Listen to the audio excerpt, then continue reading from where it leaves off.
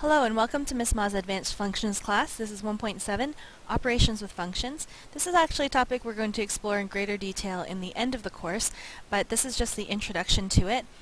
Basically, if you have the domain of a function f and you wanted to add the function g, then to find the domain of the new function that you've added together, it's the domain of f intersection the domain of g, and this is true for the domain of f minus g,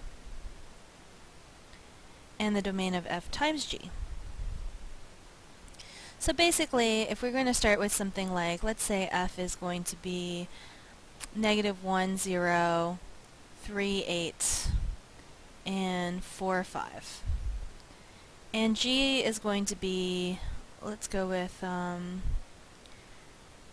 see, -1, 8, let's go with 3, 0, and I'm going to do 5, 5. So I can only have the domain of f plus g wherever the domains for f and g are overlapping. So I'll find the domain of f. That's all the x values, so -1, 3, and 4. And the domain of g is -1, 3, and 5. So the domain of f plus g is going to be wherever that's overlapping, -1, 3. And when I try to find f plus g, I'm going to be only changing the y values, not the x values. The x values are shared. So f plus g is, and I'm going to use my -1, and then I just add these two values together, 0 plus 8. So that's 8. And 3, so I got 8 plus 0, that's also 8. That's a coincidence.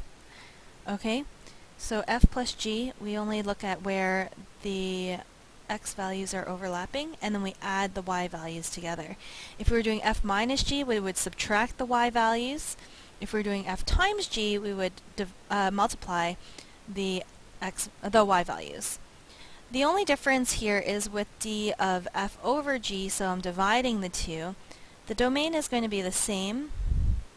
And actually, if we try to find this f over g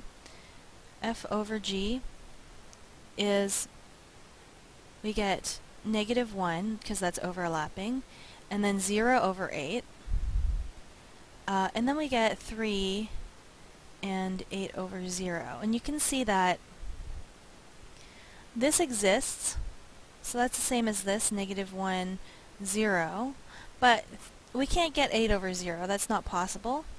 So we actually would take that out of the function, and we would get -1, 0, like this. So we have the domain of f intersection the domain of g, the same as everyone else, unless g of x is equal to 0.